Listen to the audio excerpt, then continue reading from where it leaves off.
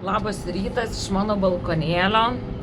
Pasibėdavosiu. Čia, žinot, būna, atrodo, čia viską gerai dėlioji, normaliai keliauji ir prisidarai lygioj vietoj nereikalingų dalykų. Tai va, pavyzdžiui, aš šiandienai 7:30 turėjau nusipirkusi taip visai nepigų traukinio bilietą. Tokį, kur galvoju, pirmą kartą gyvenime pabandysiu, tai yra su panoraminiais langais. Paskutinis vagonas su stikliniu stogu, tam, kad važiuojant 7 valandas galėčiau grožėtis miškų, džiunglių grožiu. Ir ką jūs galvojat, aš vakar turėjau apie 5 valandą pasimti savo skalbinius, tai reiškia daugiau negu pusę mano rūbų. Ir 10 valandą vakaro susizgribau, kad aš jų nepasiėmiau. Ir buvo dilema, ar palikti visus rūbus ir išvažiuoti tuo traukiniu, ar neišvažiuoti to traukiniu, važiuoti sekančių už poros valandų 9:30, be jokių panoraminių, aišku, langų, be nieko, ir pasiimti skalbinius. Tai dabar aš sėdžiu balkone ir važiuosiu 2 valandas vėliau su paprastesniu traukiniu, ne jokių panoraminių langų, tam, kad skalbinius pasiimti. Nu. Tai va, tai žodžiu, kaip ir vis laik sakiau, kokią kelionę, jeigu nuotykių nėra. Paskui galvoju, žinau, gal į pliusą, tai ilgiau pamiegojau. Ką žinau, bus gerai turbūt ir be panoraminių langų, gal kita atkarpa bus panoraminiai langai, žodžiu. Tai viskas, laukiu, kol skalbyklą atsidarys, eisiu pasiimt rūbų ir važiuosiu į traukinį stotį. Atvykau į vietą, čia esu nusipirkusi elektroninį bilietą, bet man buvo parašyta, kad turiu ateiti prie specialaus aparato išsispausdinti boarding pasą popierinį, tai čia netgi vardiniai yra bilietai. Tai turiu dar truputėlį laiko, aš per anksti atvažiavau, bet manęs laukia 7 valandos kelionės. Stotis kokia faina, aš nežinau, tokios švarios, senokai jau nemačiau, gal paskutinį kartą kokiam Singapūre, bet čia taip sutvarkyta, minkštasuoliai nauji, krovimo stotelių pilna, žaliai gražiai apsodinta viskas. Ir dar prie kita ko yra ir tos masažo kėdės. Masažo krėslą už 1 € 8 minutės pasimasažuot gali, prieš kelionę, po kelionės kaip nori. Tai ką, mano traukinys atvyko, mano dėja bilietas yra ne prie lango, tai aš čia persisvėrus per vieną bičą vis filmavau, nes jis buvo prie lango. Svarbiausia, tai jis ten snaudė, bet, žodžiu, nenorėjau aš ten jo vyt nuo to lango. Traukiniai yra kaip ir lėktuvuose, kavos nusipirkti, užkandžių, netgi tokių karšto tipo maisto, bet aš pasiėmiau juodos kavos, kainos tikrai vietinės. Ir šitus vaizdus pamačius aš supratau, kad su tais panoraminiais langais čia važiuot būtų jėga. Bet, turiu ką turiu, vis tiek kažkiek tai pamatyti pavyko. Šiaip daugiau negu pusę kelio yra tokios kalnuotos vietovės slėniai. Aš nespėjau ten darytis, šokinėti iš kairės į dešinę. Man netgi buvo, kad paskui atsilaisvino kitoje traukinio pusėje vieta, tai ten šiek tiek pasėdėjau. Žodžiu, vaizdai žiauriai gražus, tai būtent šitą atkarpą tarp Bandungų ir Jogjakartos tikrai reikia važiuoti traukiniu, kad šitus vaizdus pamatyti.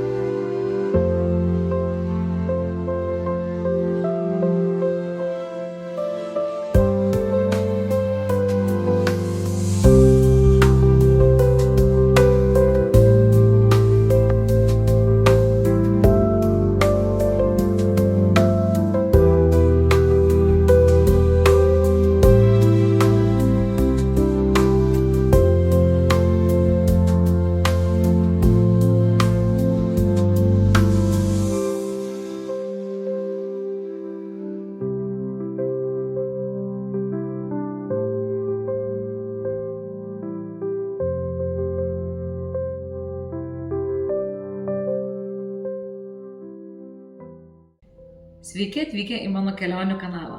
Jeigu jums patinka mano video, spaudžiame like, spaudžiame subscribe ir žiūrime, kas bus naujo, nes šią žiemą keliausiu po Tailandą, Indonezijos salas ir Laosą.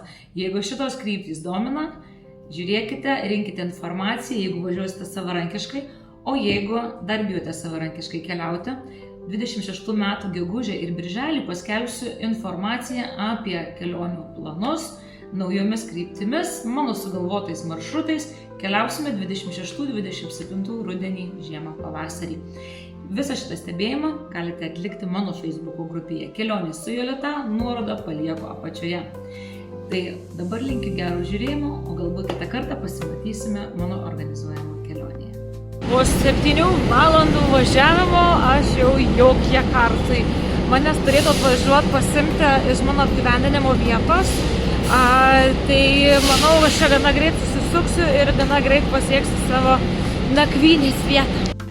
Va, kokioj ramioj gatvėje mano apgyvendinimas. Tokie ryžių laukai ir taip toliau, maža smulki gatvelė, reiškia, bus netriukšminga, tai dabar tik daiktus susirenku ir einu į kambarį. Jūs tik pažiūrėkit, aš turiu savo privatų atėjimą su savo, nežinau, terasėlė, nežinau, ar čia man vienai skirta, gal ir ne man vienai. Už šitą kambariuką nepilnai 17 euriukų, šiaip sakė, Jogjakarta yra toks studentų labiau miestas, čia maistas viskas pigiau, dabar ne sezonas.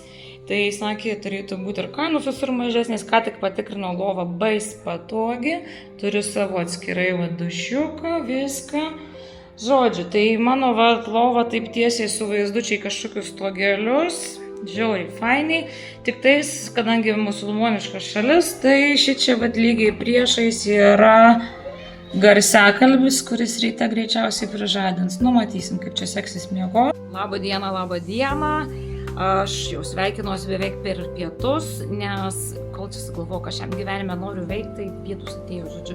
Kol kas oras toks debesuotas su pragiedruliais, man apgyvendinimo šeimininkas užsakė, žodžiu, mopedą, tokį tipo geresnį, tai tas tipo geresnis yra 4,30 € dienai, šiaip žiauriai pigu. Biški paprastesnis, mažiau galingesnis, ten iki 4 €. Žodžiu, kainos žiauriai geros, bet jisai man vakar sakė, čia kainos bus geros. Tai va, tai noriu dar spėti šiandieną kažką tai nuveikti, kažką pamatyti, tai dabar laukiu mopedo ir važiuojam. Nu ką, atlėkiau į pirmą tašką, prasinešiau per miestą, judroką galiu pasakyti. Tai dabar čia bus didelė teritorija, statausi, va čia šiaip faina, po stogu yra mopedų parkingas, tai dabar einu ieškoti bilietuko ir einam grožybę apžiūrinėti. Kągi, atvykau į Prabananą, didžiausią hindų šventyklą Indonezijoje. Kaina suaugusiam kainuoja 20 €, tai einam apsižiūrėti. Tai sveiki atvykę į Prabananą. Iš tolo tai labai panašu į Kambodžą esantį Angkor Vatą. Žodžiu, dabar truputėlį istorijos. Šitas statinys yra pastatytas 850-aisiais, pastatyta 3 dievam – Višnai, Brahmai ir Šivai. Pas aukščiausias taškas yra 47 metrų. Tuo tarpu Kambodžoje pastatytas Angkor Vatas yra 12 amžiuje, tai daug vėliau. Turi bendrumą tą, kad ir vieno ir kito šventykloje yra šventykla Višnai. Ir be kita ko, Angkor Vatas vėliau buvo perdaryta į budistinę šventyklą, šita vis dar liko hindų. Čia vis dar žmonės ateina ir pasimelsti.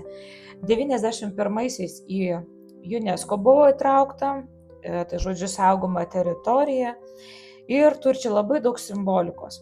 Beje, labai įdomus faktas, kad šita šventykla buvo labai apgriauta apie 1066 metais, drebėjimas žemės buvo, ugnikalnis išsiveržė ir viskas buvo paslėpta po vulkano dulkėmis ir tik tai 18 amžiuje archeologai pradėjo atkasinėti ir po truputį atkasinėjo ir atstatinėjo visą šventyklą. Tai žodžiu, čia yra daug kartų daryta rekonstrukcija. Šiaip sakė, kai pradėjo atkasinėti, čia buvo viskas pilnai apaugę netgi medžiais. Antiek buvo pasislėpę. Tai žodžiu, nemažai amžių pasaulis nematė šito. Dabar Višnu yra žmonių saugotojas, šičia yra Šyvo šventykla. Šyvas skaitomas tokiu kaip atkūrėju ir Brahma yra, pas Brahma toksai kūrėjas yra. Ir kiekvienas turi savo šventąjį gyvūną. Ir ta šventykla yra priešais tą Dievo šventyklą. Tai Brahmos gulbė yra tas saugantis gyvūnas, Šyvos yra bulius ir lieka Višno šventyklos gynėjas yra erelis. Dabar užėjome į pagrindinę Šyvos šventyklą, tai čia būtent yra Šiva vaizduojamas, skaitosi jų pagrindinis dievas. Iš pradžio man sako, čia 4 kambariai yra, sakau, čia kokių slaptų kambarių yra, pasirodo tame pastate, iš kiekvienos pusės yra po vieną kambariuką, kuriame yra po statulą ir vietiniai žmonės, kurie hindų tiki, ateina čia pasimelsti. Tai va čia tie praėjimai yra į kiekvieną kambarį atskirai. Dabar einame į antrą kambarį. Tai šičia yra dar viena statula, čia yra Agastija, čia tiesioginis Šyvos atstovas skaitosi. Dar toks momentas, kad ta mergaitė, čia yra tiesiog istorijos studentinė, mane pati pasigavo ir sako, aš istoriją studijuoju, noriu pasipraktikuoti, tai jinai čia mane ir vedžioja. Dabar Ganeša yra Šyvos sūnus ir Ganeša yra išminties dievas, sako, per straublį traukia, žodžiu, išmintį.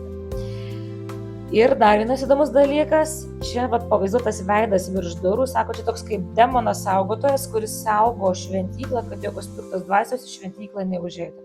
Žodžiu, labai įdomių dalykų šiaip ir pasakoju, tiek daug ir nebeprisimenu, bet tų simbolių labai daug, čia liūtas simbolizuoja galią, čia labai daug paukščių yra vaizduojama, tie paukščiai skirtingomis pozomis, skaitykime, yra taip. Žodžiu, labai įspūdingai atrodo. Čia noriu daugiau pasigilinti, reikėtų jau su istorikų gidu, kurie beje siūlos tai pavedžioti, reikėtų tiesiog prasieiti ir paklausyti, ką jie pasaka. Tai tos šventyklos čia turi tuos ornamentus, sakė, čia jie yra atkurti, kas buvo truputėlį suirę, labiau, žodžiu, buvo pataisyta, bet šiaip taip, kaip buvo kurta, taip ir dabar matome. Dabar išeidinėjom truputėlį iš šventyklos teritorijos, nes teritorija sudaro iš viso 4 šventyklos. Tai šita labai graži, didelė ir čia būtent didžiausia hindų šventykla. Iki kitos šventyklos yra 18 minučių pėsčiomis. Indoneziečiai sako, biškiai tingus yra, tai jie važiuoja su shuttle busais, kažkas ima elektrinius mopedus arba ima dviračius, išsinuomoja ir važiuoja. Dabar prieiname prie kitos komplekso dalies, čia jau yra budistinė ir pasirodo, kažkada tai vienos dinastijos atstovas sugalvojo iš hindų pereiti į budizmą ir prie Prambanano pastatė budistinių šventyklą. Čia jau yra antra maža šventyklėlė, tai žodžiu, toks įdomus vėlgi dalykai. Vėlgi daug istorijos, tai visos nepasakosiu, bet gaunasi, kad vienoje teritorijoje yra ir hindų, ir budizmo šventyklos. O pats viršus simbolizuoja, rašo Merų kalną. Šiaip Meropė yra šalia vulkanas, yra teorija, kad gal jis ir buvo išsiveržęs ir paslėpė visą šventyklą keliems amžiams. Dabar priėjau paskutinę ir budos yra, bet be galvų. Paskui tik vėliau išsiaiškinau, kad budistinėse šventyklose labai daug galvų buvo išvogta ir tos galvos visgi nuėjo į visokius muziejus budistinėse šalyse. Šita yra paskutinė, gal net labiau atbriauta. Iš pradžios galvojau, kad čia bus uždaryta, nes kažkaip kiti net ėjo ir grįžinėja, bet pasirodo per šoną yra kitas įėjimas. Tai užėjau, man tokios apgriautos labai patinka ir šitoje žmonių netgi dar mažiau. Pradėjau šiek tiek apžiūrinėti teritoriją, čia truputėlį iš aukščiau matyti, tikrai matosi, kad tų griuvėsių čia yra visai daug, bet tokio šarmelio vis tiek savo turi. Ir vėlgi apylinkėse vietinis turizmas. Aš prie šitos šventyklos sutikau kelis amerikiečius, tai mes čia truputėlį apie keliones pasikalbėjome, tai jie čia irgi sako, man sako, tokios senovinės šventyklos apgriautos žiauriai faina, man irgi žiauriai faina. Tai aš čia, žodžiu, vienu momentu valikau visiškai viena, radau tokį gerą kampelį nuotraukoms, tai tiesiog čia pabuvau, pasifotkinau, apžiūrėjau, žodžiu, man labai didelį įspūdį paliko ir gal kad plus prisidėjo tas, kad man ta mergaitė šiek tiek bendrai tos istorijos papasako, tai truputėlį tas bendras supratimas irgi tokį priduoda, kada žinai, apie ką čia viskas yra. Kada saulėlydis yra, tai sako, šitą šventyklą faina ateiti, nes už šventyklos kaip tik leidžiasi saulė, bet dėja, iki saulėlydžių dėl tolokai, tai nelaukia už saulėlydžio, bet teritorijoje yra ir kavinukių, yra pramogų, yra visokie išlanko pašaudyti, toks mini-zoo netgi buvo, tai kas ateina su vaikais, tikrai veiklos yra. Viskas išeidinėjo, atsisveikino ir keliauju iš teritorijos, bet čia toks turgus padarytas, kokosais, prekės visos vienodos, o jeigu, kad ištrūkt nori, tu privalai perėti šitą turgų, jisai didelis. Gal gerai dar, kad čia tos moterytės, nelenda taip naglai, bet turi nemažą tokio turgaus teritoriją perėti. Ir pabaigai reikėjo pavakarieniauti. Pagal atsiliepimus buvo labai geri atsiliepimai, plus labai gražus fonas. Aš atvykau ir buvau čia vienintelė klientė. Bet labai faina vieta, jauku ir tas vaizdas žalias, kažkas tokio. Žodžiu, aš užsisakiau keptos žuvies, man ją gana greitai atnešė, su tokiu vaizdeliu sėdėti valgyti labai smagu. Čia pagal mane buvo karpis, tokių saldžiarūgščių padažiukų, virti špinatai, ten su česnakiukais. Kaina tai gal bendrai gavosi apie kokią 8 €, tai čia šiaip gal truputėlį brangiau negu tikėjausi, bet labai skanu buvo. Ir dar vienas toks dalykas, parduotuvėse nepardavinėja jokio alkoholio, tai kas esate Javoje ir mėgstate alų, reikia ieškoti specialiuose parduotuvėse. Labas rytas, pas mane aš vėl pramiegojau, nežinau, kažkaip čia man šiaip visai neblogai miegasi. Reikės dar šeimininkų paklausti, man atrodo, šiandien buvo 2 kablelis kažkiek žemės drebėjimas, nežinau nuo ko, ar ten kažkoks ugnikalnis budinosi, ar kažkas buvo, bet šiandien biški drebėjo lova. Tai čia toks dar vienas nuotykis Indonezijos. Ir matau, kad kol kas tokie saulė su tokiais prapūtimais, su kamuoliniais debesim, tai bandysiu pasiekti paplūdimį. Su mopedu rodo nepilną valandą važiuoti, tai aš čia neskaitau didelio atstumo. Važiuojam apžiūrėti, kas per paplūdimys ten yra. Tadam. Čia yra juodo smėlio paplūdimys, vietinių labai nedaug. Tai aš pagalvojau, kad prie tos uolos gal net gražiau važiuoju tolyn. Pakeliui yra pilna parduotuvėlių su maistu, su restoranėliais. Kaip kurie restoranėliai ten veikia, kaip kurie ne. Bet matosi, kad vietiniai čia ir stogelių atsinešė, ir kioskelių, ir buvo net visokių šlepečių, kamuolių, žodžiu, kad jeigu kažko pritrūko, galėtum dasipirkti. Tai čia paskutinė vieta, kur galima parkuotis, po to reikia eiti pėsčiomis, tai palieku čia savo mopedą ir toliau kulniuoju pėsčiomis. Bangos šiaip didelės, buvau labai nustebusi, kad nebuvo nei vieno surferio. Gal vietiniai nesurfina, bet buvo didelis vėjas, bangos tikrai labai didelės, netgi įbridus ten, aš nebridau giliai, nes labai didelė srovė neša atgal. Ir į jūrą įteka upė, jie čia savo pasistatė tiltukų, tai tuo, čia tokie bambukiniai tie tiltukai, tai neturistiniai vietoje, beje, stogeliai nuo saulės čia vadinasi. Nelabai galiu pasakyti, kad prižiūrėta. Vietiniai truputį bando mane čia pakalbint, aš čia rodau, kad aš čia tolyn einu. Aš prieš pradžią galvojau, čia po to brezento lysiu, nes pavėsis yra, bet paskui pagalvojau, kad dar einu apsižiūrėti daugiau. Nes truputį nesinori su tuo bikiniu musulmoniškai šalyje čia makaluotis, nes nebuvau tikra, ar čia iš viso turistai maudosi. Turistams šitos vietos neturėtų patekti, čia yra realybė. O dar vienas momentas, čia yra Queen of the South Beach Resort, čia tiem, kas nori prie juodo paplūdimio apsigyventi rezorte ant kalno. Tai vat, prašom, yra ir tokių vietų, netgi matos, kad aptvarkyta. Vietiniai turistai, prašau, pramogauja, džipais po paplūdimį važinėja, žodžiu, visi užsiėmė. Einu tolyn, galvoju, čia tai tikrai žmonių nebus, bet žiūriu, čia man atsivilko vyruko. Bet jie paskui nesekė, paskui mane pamatė, kad aš juos aplenkiau. Bet čia man tikrai labai gražu buvo, tas smėlis juodas tokiom linijom nueina, smėlyje dangus atsispindi, man labai čia patiko. Paplūdimys yra šiaip labai labai ilgas. Tai jau tikrai galima pasirinkti atkarpų, kur norisi prigulti ir pabūti. Man čia buvo variantas prie to akmens, galvoju, šiukšlyčių čia mažiau. Ir paskui prasideda pastoginės, tai galvoju, vėl prie žmonių vietinių nenoriu čia gulinėti pusnuogį. Tai pasilikau čia, realiai gal sėdėjau kokias 3 su biškiu gal valandas. Buvau įlindus truputį pasiturkšt, bet kadangi srovės labai stiprios neša, tai taip įbrendi praktiškai iki kelieno, apsitaškai ir išlendi, nes maudytis sudėtinga, kai vanduo realiai tave labai labai stipriai traukia atgal, tai yra pavojus, kad gali paskui ir neišplaukti. Tai užteko man tiesiog ir pabradyti atsivėsinti. Sėdžiu dabar taip paplūdimyje, galvoju, reikia dar patikrinti atnaujintus duomenis apie žemės drebėjimą, kuris šiąnakt buvo. Tai pasirodo gerai taip 100 km labiau į rytų pusę nuo Jogjakartos buvo epicentras. Tai rašo, kad skirtingais duomenim, bet žodžiu drebėjimo balai yra apie 6, kas yra šiaip daugokai. Ir kadangi buvo negiliai, apie 10 km gylyje, tai va tas epicentras, kuris buvo, tai jie labai jautė, ten truputį ir pastatų pabirėjusi yra, ir biški sužeistų.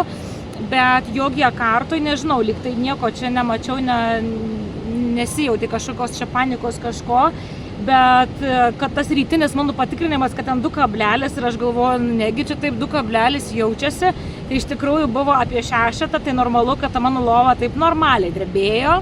Tai čia mano 3 jau žemės drebėjimas mano gyvenime, 2-6 balų esu jautusi Kretoje, Graikijoje, tai dabar Indonezijoje Vajavo saloje, apie 6 gavau vėl, nes truko šiaip netrumpai, aš jau, kadangi netrumpai purtė, aš galvojau, kad jau reikia žiūrėti, kas vyksta, šokau iš lovos, jau į balkoną žiūrėti, bet kažkaip nieko, ir, žodžiu, grįžau toliau miegoti, bet tas jausmas, kaip purto lova, patikėkit, yra toks labai įdomus. Kas yra patyrę, tai žinot, kad toks truputį nejaukų darosi, kas nepatyrė, tai jeigu tai nepavojingai didelis žemės drebėjimas linkiu patirti, nes, reikia žinoti, kaip kas vyksta. Mes tų žemės drebėjimų Lietuvoje neturim, o seisminiais sezonuose žmonės tai nuolat turi ir gyvena ir taip toliau. Tai svarbiausia yra tsunamio pavojaus nėra ir viskas yra ok, aš saugi, žodžiu, tęsim poilsį. Paplūdimyje ir tokių pramogų yra, ir arkliukų prasilėkti, ir nori su džipu. Šiaip vietiniai mačiau nemažai visai, čia lakstė pirmin atgal, čia vieni kitus filmavo, fotografavo, paplūdimys didelis, tai ir tų veiklų prigalvoja vietiniams turistams. Einu atgal, jūra pagal mane dar atsitraukė, nes paplūdimys atrodo, kad dar praplatėjo ir grįžinėjau į tą Paris Cafe, kurią prieš tai buvau praėjus. Internete rašo, kad geri atsiliepimai ir maistui, ir vietai, žmonių buvo vos keli vietiniai, bet galvoju, užsuksiu, mane čia pasodino, žiūriu su vaizdu į jūrą, užsisakiau keptus kalmarus ir virtas daržovės, aš daržovės stengiuosi suvalgyti, kada tik taip progos yra, nes man labai čia vis trūksta.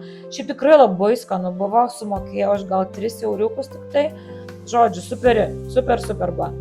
Ir dar toksai vienas niuansas, vietiniai kriauklė, prašau, yra kraniukas, jeigu prieš maistą po maisto nori nusiplauti. Ir viskas, baigus valgyti keliauju namo, debesis kaupėsi, aš jau pabijojau, kad nespėsiu grįžti, bet spėjau grįžti be lietaus, grįžus praėjo valanda ir užklupo toks lietus, tai tas tropinis oras, pusė dienos kepinos ant saulės, vakare liūtis. Aš jau sakau labą dieną, beveik 12 valandų, labai man čia gerai miegasi, tai aš kol išsikirmiju iš tos lovos. Bet šiandieną nėra labai čia kažkoks didelis planas, šiandieną bandysiu pasižiūrėti centre keletą vietų, kol kas dar saulė šviečia, lyg nepanašu, kad lis. Turėčiau, manau, spėt, tai aš taip savo tempu, žodžiu, truputėlį centrą apžiūrėsiu, porą lankytinų objektų ir vakare bandysiu nusigauti, pažiūrėti vieną tokį kultūrinį renginį. Tai čia labai rekomenduoju pabandyti. Tai labai tikiuosi, kad nelis vakare, kad bus galima su mopedu pačiai ir nuvažiuoti. Tai kol kas dienos planas toks, žiūrėsim kaip eisis. Pirmas mano objektas šiandien Damansare Tourist Village, tai čia toksai vadinamas Sultono sodai. Bilietėlis plus parkingas apie kokį €50, tik tai kainuoja labai pigu. Vietinio turizmo vėlgi daug, vietinių daug žmonių ir pradedame pasivaikščiojimą. Yra vietiniai gidukai, kurie nereikia čia jiems mokėti ekstra, jie pavedžioja, papasakoja, kaip čia kur kas, nes teritorija yra visai nemaža, čia tokių visai balkonėlių yra pasilikti, pasidairyti į apylinkės ir mane labiausiai tai domino momentas, kad buvau skaičiusi, jog yra požeminis tunelis vedantis iš sodo į buvusią Sultono vilą. Tai dabar pirmiausiai pradedu eiti nuo fontano, dėl to ir vadinasi Water Palace angliškai, nes čia ateidavo, žodžiu, sultonas pabūti, pamedituoti prie tų, žodžiu, baseinėlių prie fontano. Tai čia yra pagrindinis kiemelis, šiek tiek ten yra tokia ekspozicija daiktų dar buvusių, tose visose šoninėse patalpose. Ir kada išeiname, yra tokia pagrindinė aikštė, atrodo kaip toksai pagrindinė, aikštė kaimo, sakykim taip. Ir gidukas toks senyvas priejo, sako, aš tave pavedžiosiu, sako, nes tu pati nerasi būtent tą požeminį tunelį. Žinau, kad tikrai niekas čia savarankiškai nerastų jokių tų tunelių, nes esmė yra tokia, kad šitas sodas su pastatais kažkada buvo padaryta tokiam kaip baseinė, reiškia, pastatai buvo iš išorės apsemti ir sultonas iš to sodo į savo vilą plaukdavo laiveliu. Tai pirmiausiai gidas mane atvedė prie uostelio, iš kurio sultonas plaukdavo laiveliu, tuo tame vadinamam, sakykime, baseinė. Ten buvo toks dirbtinis ežeras padarytas, į kurį iš upės įtekėjo vanduo. Bet kada buvo 1830 kažkelintai žemės drebėjimas, visiškai sugriovė vilą ir po to, sako, nieks nežino, kur dingo vanduo iš to vadinamo baseino, kuris juosė visą sodą.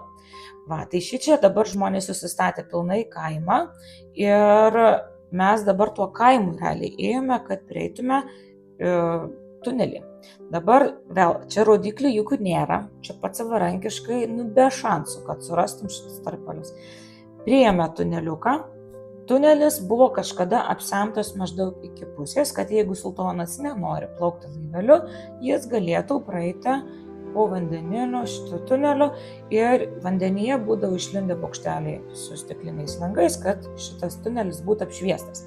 Tai dabar išeiname į jau Sultono vilos pusę ir tokie čia visai sugriuvę, šiek tiek sienų yra išvalyta, nėra ten kažkokių likę tokių nestabilių konstrukcijų, tai stogo visai nėra, kambarių nėra, šiaip jokių ten nepalikta, visai daiktų surinkta, išrinkta viskas.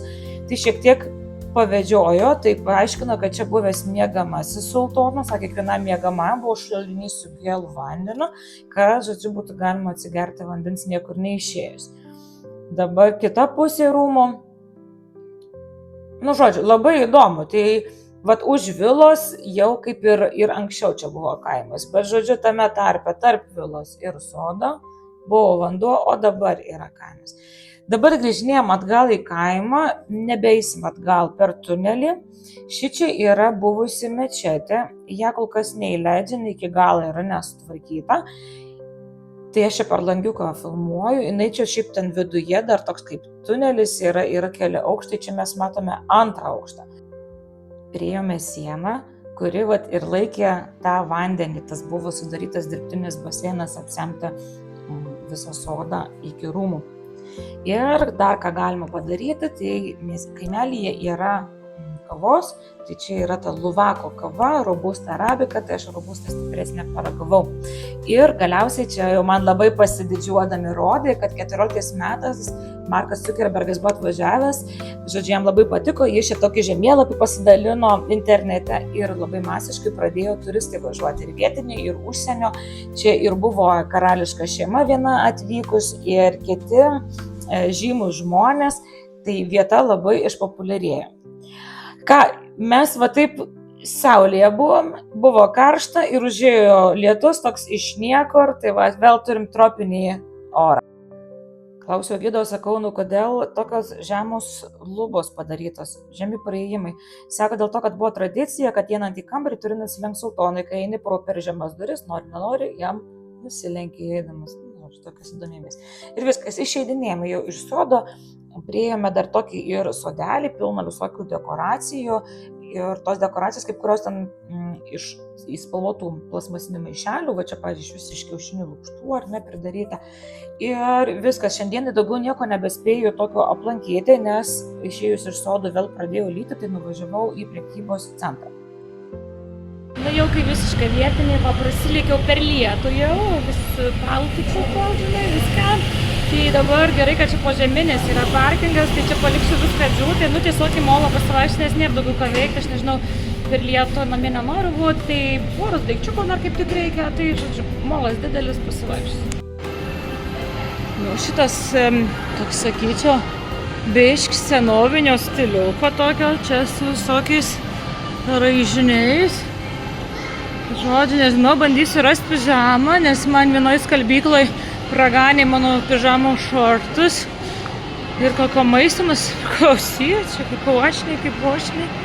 Neblogas visai tas prekybcentris, aišku, aš pižamos nerandu, bet jau koko kosmetikos tai užsipirkau papigiai. Nu ką, vakaras jau atėjo, susiruošiau važiuoti tą savo konceptą, šiaip tai labai įdomi, labai didelis eismas yra kamščiai. Tai šiaip čia yra tik 18 km iki teatro, bet aš važiuosiu, nedaug, nei mažai, kokių 40-50 minučių, tai va, let's go ir meldžiamės, kad neužlytų.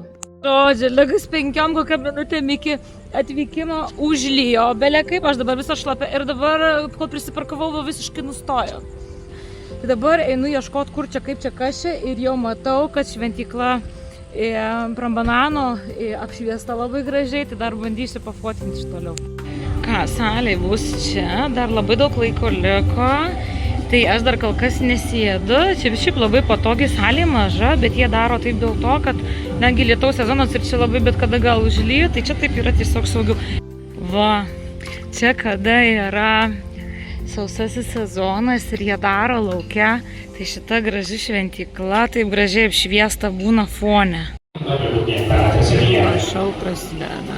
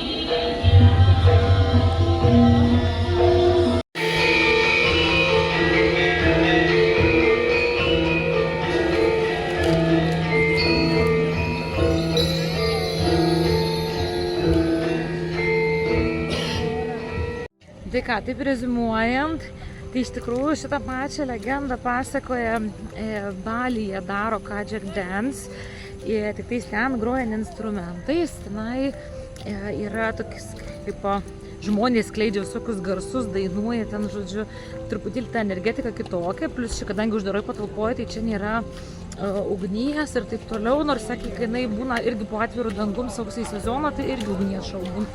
Žodžiu, tai šiaip, kadangi aš jau antrą kartą tą pasirodymą matau tą pačią istoriją, tai gal nebuvo tokio labai wow, bet verta pabandyti. Labas rytas. Aš sakau, neblogai gyveni, jeigu pradedi kiekvieną rytą Luvako kavą gert, kas yra brangiausia kava pasaulyje, skaitoma. Va su tokiu vaizdeliu, savo pusryčiauju lovai. Šiandien turbūt bus tinginio diena. Labas rytas, jau sakau.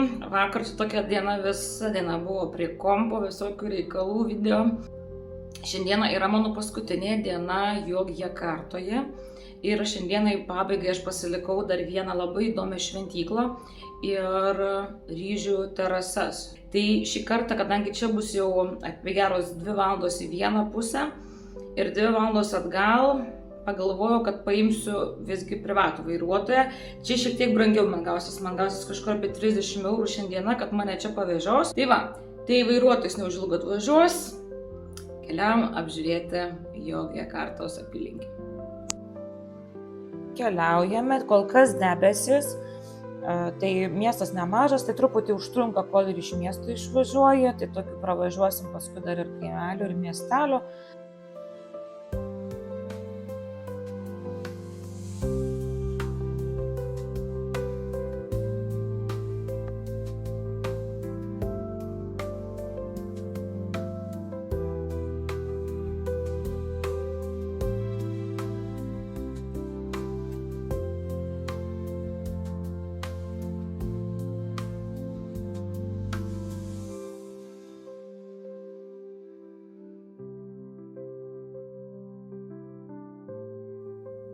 Atvykome prie pirmojo mano taško šiandieną, tai yra Borobudur šventykla, tai čia va toksai yra įėjimas, labai didžiulė teritorija, tai reikia pirmą susirasti, žodžiu, kur yra bilietų kioskelis, kur online pirktą bilietą keičia į apyrankę. Tai čia žmonėm yra ir lagaminą pasidėti, kas, pavyzdžiui, tiesiai iš oro uosto galbūt atvažiuoja. Duoda tokią apyrankę, užsidedi ir jau tada tave visur su šitą apyrankę skenuoja. Pirmiausia, tai kad iki to pirmojo taško, nuo kurio pradedame eiti pėsčiomis, reikia dar ir pavažiuoti su tokiu elektriniu mašiniuku. Tai pavažiavam gabaliuką ir čia toks įdomiai, nieks nieko nesako, nei kas čia, nei kur čia, tiesiog sako, važiuokit, eikit. Nieks labai angliškai nešneka, bet paskui pasirodo tiesiog ateini, išskirsto į 2 grupelės, tai yra vietinius ir užsieniečius, tai užsieniečiai turi savo anglakalbį kitą. Ir visiems, žodžiu, paklausia, koks pėdos dydis, nes visiems duoda specialias tapkes. Žodžiu, iš viso tokį duoda rinkinuką. Tai, žodžiu, tam rinkinukė yra vanduo, tapkės ir maišelis susidėti savo batus, su kuriais atėjai. Nežinau kodėl, šiaip paskui galėjai vaikščioti su savo avalynę, bet, žodžiu, į pačią šventyklą lipti tik tai su šitom naujom tapkėm. Reikia šiek tiek luktelti, kol ateina gidas, ir atėjo mūsų gidė, pasakė, kad užsieniečiai visi renkamės į vieną vietą, tai persiviau jau į tapkutes, nebuvo baisiai patogios, bet tokios taisyklės. Tai va, atėjo mūsų gidė, jos vardas yra Atin, ir jie, žodžiu, mums čia daugybę dalykų pripasakojo, labai daug istorijos, labai daug simbolikos, labai karšta, tai aš pasiėmiau skėtį, kaip vietinis, žodžiu, vaikšto su skėčiu po teritoriją, ne nuo lietaus, o nuo saulės. Tai dabar istorija tokia, kad per pilnaitį, vieną kartą per metus, gegužę arba birželį uždaro pilnai šventyklą ir gali užeiti tik tai budistai. Šiemet bus gegužės 18. O šitoje teritorijoje ir yra buvęs ir Marijos Keri, ir live koncertai, tai ta teritorija, taip sakyčiau, visai išnaudoja. Dabar stupa irgi yra didžiausia, stupos buvo naudojamos laidojimui, tai bet sako, šitoje tikrai nėra nei kaulų, nei jokių pelenų. Pradedam nuo viršaus, žodžiu, aš tiek dabar neišpasakosiu, kiek jinai mums pripasakojo. Šventyklą sudaro 7 aukštai, pagal tai, kad yra 7 tokie specialūs žingsniai, pamokos, kad pasiektum nirvaną. Tai dabar šičia visokie raižiniai vaizduoja įvairius mokymus. Tai nėra raižinių tik tais paskutinėme 7 aukšte, nes ten jau yra nirvana. Sako, kai pasieki nirvaną, jau nebereikia nieko mokytis, jau esi viską išmokęs. Tai dabar visos istorijos yra pasakojamos, pradedamos nuo rytinio kampo į vakarinį. Sako, taip vyksta gyvenimas nuo saulėtekio iki saulėlydžio ir dėl to visos istorijos eina taip. Mes šitokius pietryčių pusėje, tai mes nuo vidurio istorijos esame. Ten pasakojo, kad ir pletkinti yra labai baisi nuodėmė ir uliavot, baliavot, žodžiu ir panašiai. Dabar pačioje šventykloje yra 504 Budos statulos ir 60% jų neturi galvų, kaip ir buvau anksčiau pasakojus. Taip jau atsitiko, kad tos galvos nukeliavo į budistinių šalių muziejus. Dabar čia yra dažyta geltonai tam, kad nuo drėgmės samanos nepultų. Čia juokingai pasakoja, jinai sako, čia yra didžiausia komiksų knygelė pasaulyje, nes yra 6 knygos iš pieštos, sakykime, taip, iš istorijos išpasakotos. Tai jeigu pereitum viską pagal ratais, tai būtum perskaitęs 6 knygas. Dėl ko, sako, dar toks momentas, kad dauguma budistų yra vegetarai, dėl to, kad pagal reinkarnaciją, sako, Buda gali atgimti gal ir į triušį, gal ir į jautį. Tai, žodžiu, budistai nenori suvalgyti Budas. Dabar aplinkui, kuo daugiau pakylam į viršų, tuo daugiau pradeda matytis apylinkių. Apylinkės labai gražios, šiek tiek buvo rūko, tai pilnai nesimatė kalnai. Dabar šitoj pusėje, sako, čia atsivers, mums pradės kalnai, žodžiu, Buda šiek tiek matosi. Einame toliau. Čia į džiunglės jau vaizdas prasideda. Ir gidė juokavo, kad sako, jūs kadangi turistai, tai jums nereikės pereiti pamokų, jūs galėsite tiesiai eiti į nirvaną. Ir čia praėjome mes geriausiai įsilaikiusi originalią Budą ir pakilome į nirvaną. Dabar šitose mažose stupose visose yra Budos skulptūros. Budos skulptūros kiekviena turi rankų poziciją, reiškiančią gyvenimo ratą arba nesibaigiantį gyvenimą. Ir yra kaip kur, kada restauracijas darė, paliko tas stupas atidarytas. Įdomi dalis ta, kad buvo labai panašiai kaip su Prambananu, kad daugybę metų viskas buvo uždengta po dulkėmis, buvo apaugę miškai ir tik tai 18-19 amžiuje pradėjo pilnai atkasinėti ir pilnai padarė šitai šventyklai rekonstrukciją. Va, šitos Budos, kaip sakiau, atidengtos, paliktos po rekonstrukcijos tam, kad svečiai arba tikintys galėtų pamatyti, kas yra tos stupus viduje. Ir viskas. Po daugybės istorijų mus gidė paliko tiesiog savarankiškai pasivaikščiot. Gidė parekomendavo būtent šitą kampą, nes sako, iš čia pilnai visa šventykla matosi, stupa iš čia netgi matosi, tai žodžiu, čia buvo prisifotografuota, pasigrožėta. Ir dabar dar toks momentas. Kainos įėjimo labai skiriasi, jeigu nori tik aplinkui apeiti, yra viena kaina, jeigu nori pakelti iki nirvanos, yra daug brangiau. Ir dabar, kadangi yra apie 12 valandą, tai 12 valandą kažkodėl jau užsidaro ir visas šonas buvo visiškai tuščias. Tai aš ramiai, be krūvos žmonių, apėjau ratą. Čia labai daug pasakojo gidė apie šitas 6 pozas. Šitos 6 pozos yra populiariausios šventykloje. Tai va, šita paskutinė poza yra va, gyvenimo tokį ratą vaizduojanti. Čia yra drąsiojo poza dešinėje, kairėje va, pusėje, kada susijungi su žemė, kada esi dosnus. Nu, žodžiu, tokių labai daug simbolikos. Žodžiu. Dar prasukau paskutinį ratą aplinkui, pasigrožėjau, pabuvau savo ramiai. Man labai patinka, kai žmonių yra mažiau, turbūt daugam tai patinka. Tai labai tas tinkamas momentas buvo. Viskas, atsisveikinu su Borobuduru, reikia judėti link išėjimo. Šiaip visai toksai gabaliukas, apie 400 gal metrų, išeini vėl prie shuttle buso ir parveža atgal prie išėjimo. Tai tik tais išeiti į parkingą, žodžiu, reikia vėl turgų pereiti. Nori, nenori. Nėra jokių išėjimų, tokių papildomų, privalai eiti per visus blokus, per visą turgų. Tai biškitas tai man nelabai patinka, nu, bet oh well. Judam toliau į antrą mano tašką. Dabar šičia pasiėmiau shuttle tokį automobilį, kuris aukštai į kalną užveža, taip 8 centų už tai, kad užveža į viršų ir pats bilietėlis euras gal 20. Tai kojytas norėjau pataupyti, kad nepriprakaituoti, nes visai toksai status kampelis.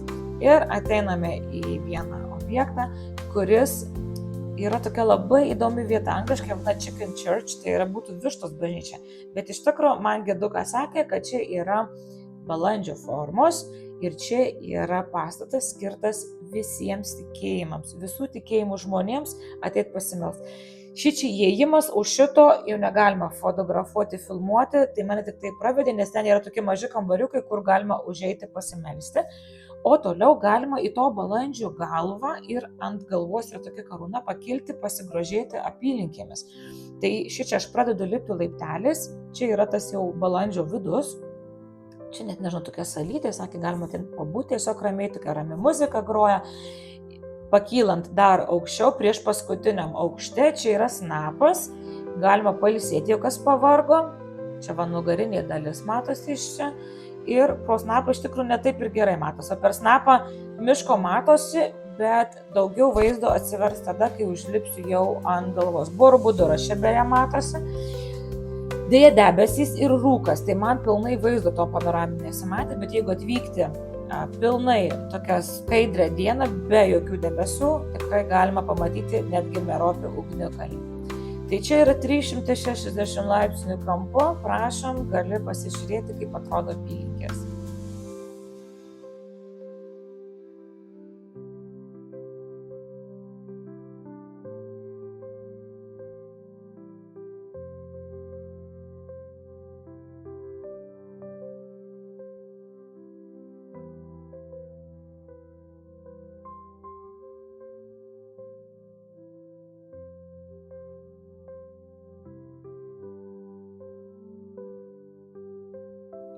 Į kainą dar čia įskaičiuotas kasavos už skandukas, šitokį duoda, gali pasėdėti, bet aš dar pasiėmiau karštos kavos su lazdynų riešutais ir blynų pyragą tokį. Tai man jį pagaliau atnešė, bet čia 15 minučių reikėjo laukti, labai ilgai čia gamino tą kavą, bet ką, tas laukimas, vaizdas laukimą atperka. Ir viskas, grįžinėjant, dar sustojau pas moterytę, nusipirkau šakelę ličių, labai pigi, gal už 70-80 centų, ir pagalvojau, kad ką čia šituo šatulu mašiną važiuosiu, paimsiu ir tais laiptukais nulipsiu, pajudinsiu užpakalį biškį. Gal ne šiaip su žmonės čia pėsčiom nevaikščios, nes vis ką tik zuikį pagalvojau, tai turbūt visas šiknas dabar purvės. Bet taip gražiai slydau, taip gražiai, tiesiog, kai suslydams.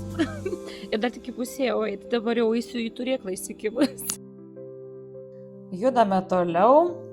Dabar liko paskutinis taškas, tai yra tarp kalnų, už tokio vieno mažo kaimelio esančios Ryžių terasos kalvose. Dabar iki jų mums praktiškai valandžiukai važiuoti, tai vėl pervažiuojam kaimukus visokius, plantacijas, ryžių laukus, kol kas dar nelyja, tai žiūrėsim, kaip bus toliau.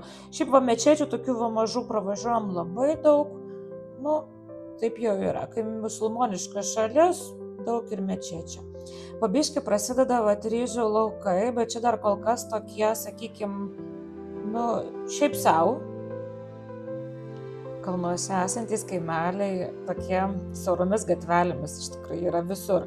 Jau gal ir pastebėjau žiūrėdami šitus video, kad yra tų plačių gatvių, bet kada per kaimą važiuoja, tai būna tokios vienos eismo juostos, bet jie kažkaip tai įsitenka puikiausiai.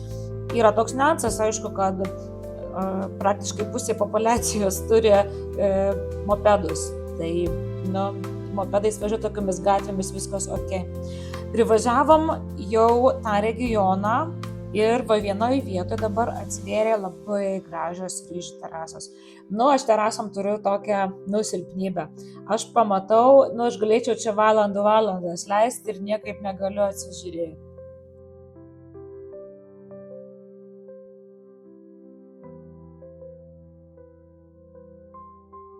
Privažiuojam jau šitą regioną, Selogrijo, nežinau ar teisingai tariu.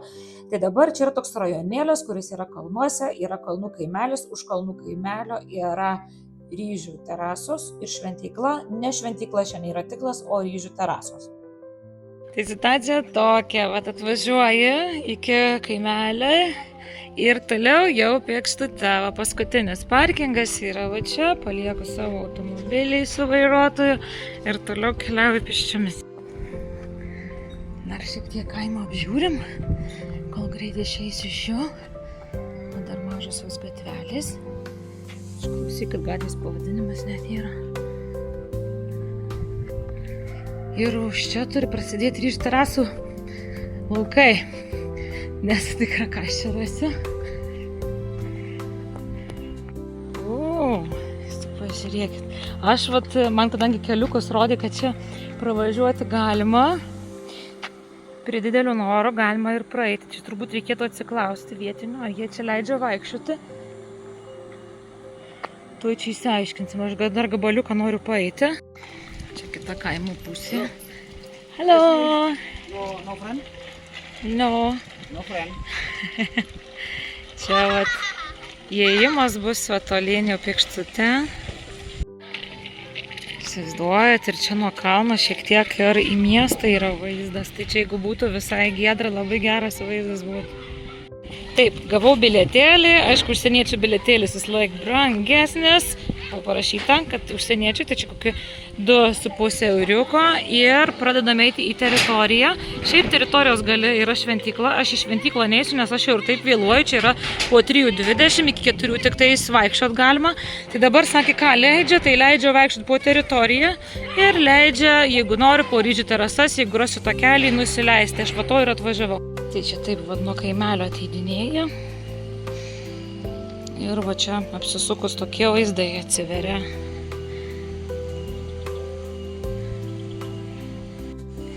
Nu čia kas antram žingsnį praktiškai galima filmuoti. Nu aš tai iš karto mečiau kelią dėl to kelio. Nesgi aš noriu ne pačiu taku eit, aš noriu ryžių laukais, ryžių terasomis paeiti. Tai šitos spalvos taip ir skiriasi, kad kuo geltonesnis, to reiškia labiau užaugęs, suaugęs yra ryžis, žalesni yra jaunesni. Vis tiek mane lietus šiandien pasvijo, bet nieko tokio, aš vis tiek baigsiu čia vaikščiot. Taip ar kitaip, aš dar biškį pamedžius dabar, tai dar nieko tokio, bet matau, kad fone tai taip jau lyja. Nieko, man vaizdas vis tiek gražus, lietus man vaizdo negadina. Va, dabar jau čia tai labai gerai matosi lietutis. Aš dar bandau vis tiek nueiti iki kampelio.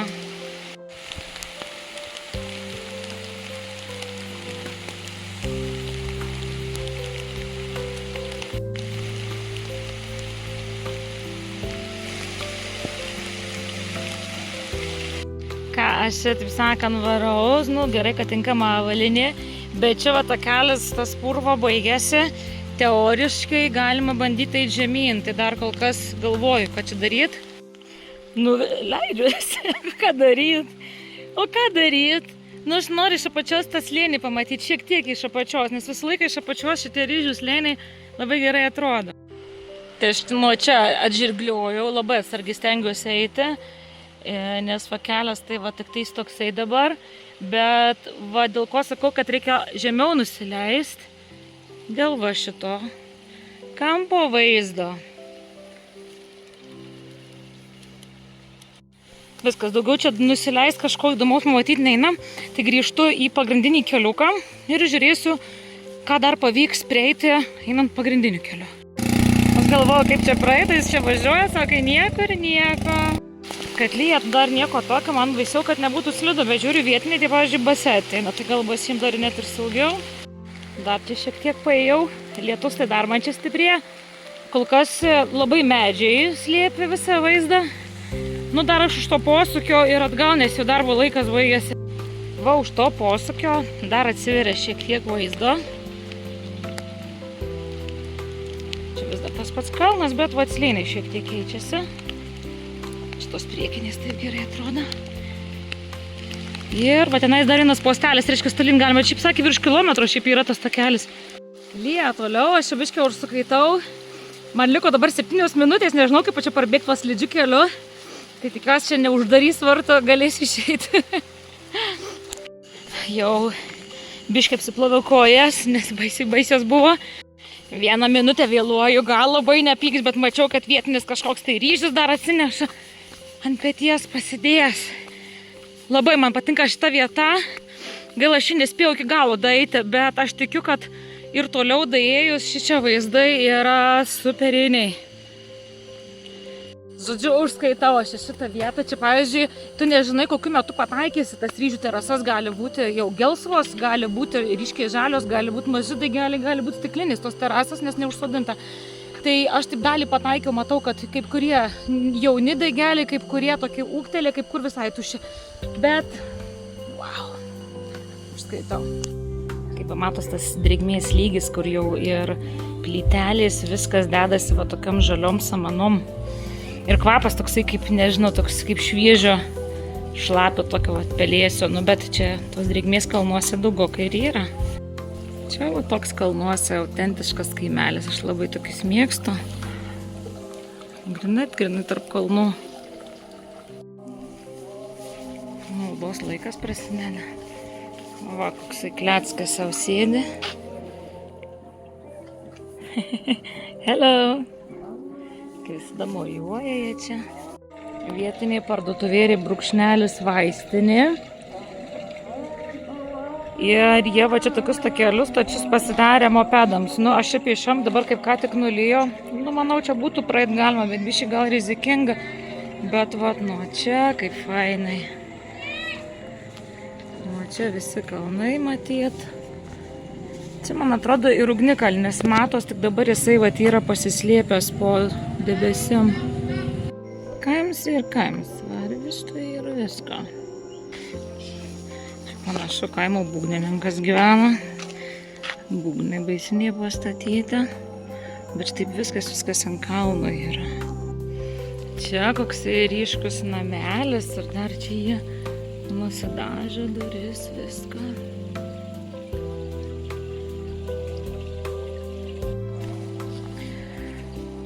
Atrodo, kad čia žmonių labai mažai gyvena tam kaime. Tie namukai tokie paprasti. Kol kas tokios atodangos geros kaip ir nerandu. Op, gal mano noras bus išsipildęs. Čia panašu į tai, ko aš dabar ieškojau. Norėjau rasti, nuo kur atsidaro vaizdas. Šiaip labai faina, kadangi čia yra aukšti ugnikalniai, tai esant tom dienom be debesų, tada pasimato visas čia aplinkinis grožis, dar plius su vulkanais. Man atrodo, aš baigiu pa žmogui į namus įsiraut, bet tiesiog, opa, ką radau.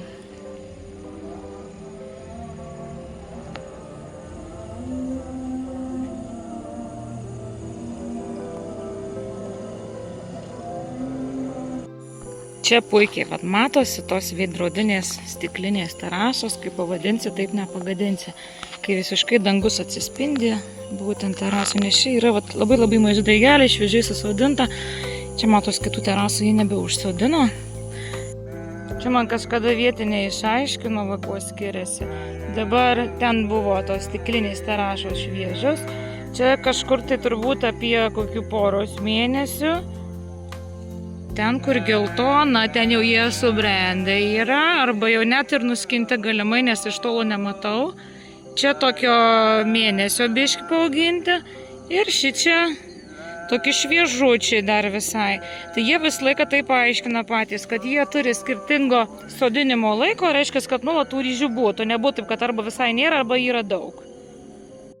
Užbaigiant edukaciją, tai va, kai pradeda ta gelsva spalva darytas, vadinasi, ryžius jau daros tinkamas. Va. Jį čia išsilukštena. Nu čia kaip pas mus kviečia išsilukštena ir ryžį turim, va prašau. viskas, judu link namų, bet man norėjau parodyti, kokie yra reguliuotojai. Čia užtipsus jie dirba, pareguliuoja, kad įlystų kažkas arba išlystų, kitaip čia yra tragedija su eismu.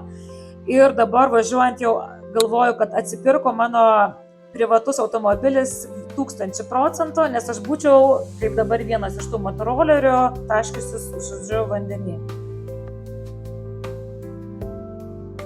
Kadangi jau nebeatsimenu, kada pasnį kartą gerą steiką valgiau, tai čia va mieste yra toksai, mano šeimininkas rekomendavo, vairuotojas sakė, kad patvirtino, kad tikrai labai gera vieta. Tokia biški fancy, aš čia atrodo, kaip biški kaip bomžas dabar po visų vaikščiojimų, bet ką padarysi, neturėjau laiko persirengti, einam žiūrėti, ar turės tų kepsnių. Kol kas labai tuštokas tas restoranėlis, čia mes vos keliese tam tai vietoj, bet šiaip toksai, jau restoranas. Kągi, valgysiu pirmą kartą gyvenime Wagyu jautieną.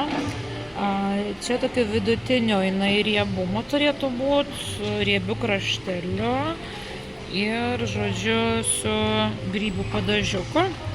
Tai, nežinau, pirmas gyvenime ragavimas, reikia žiūrėti, skanu. Tai va, perpjauta yra maždaug va taip dabar atrodo, nes aš prašiau nedakepti, tik aš galvoju, kad bus toks mažesnis, bet storesnis kaip gabaliukas. Tai va, tai Wagyu ta mėsa yra tuo žinoma, kad, žodžiu, gana tokia riebesnė, tas vadinamas marmurinė mėsa, su daug sulčių, žodžiu, ir tokiu sviesniu poskoniu. Tai skonis tikrai labai švelnus ir minkšta tikrai labai mėsytė. Labas rytas. Jau daiktai supakuoti, ruošiuosi keliauti toliau. Tai jau Jakartą užskaitau, man labai patiko, buvo labai skirtingų veiklų, skirtingos šventyklos, paplūdimys. Žodžiu, viską jūs matėt. Labai faina, žodžiu, rekomendacija iš mano pusės didelė, bet dabar keliauju toliau ir keliauju vėl traukiniu, tik šį kartą jau traukinių stotį iškart nusipirkau vietą prie lango, kad galėčiau per langą vėl gražias panoramas visas stebėti. Ir keliausiu 6 valandas kažkur 40 minučių į Malang miestą. Ten manęs laukia 8 naktys. Tikiuosi, oras nepamaišys, aplankyti kaip įmanoma daugiau dalykų. Viskas, čiumpu kuprinę ir reikia keliauti į traukinių stotį.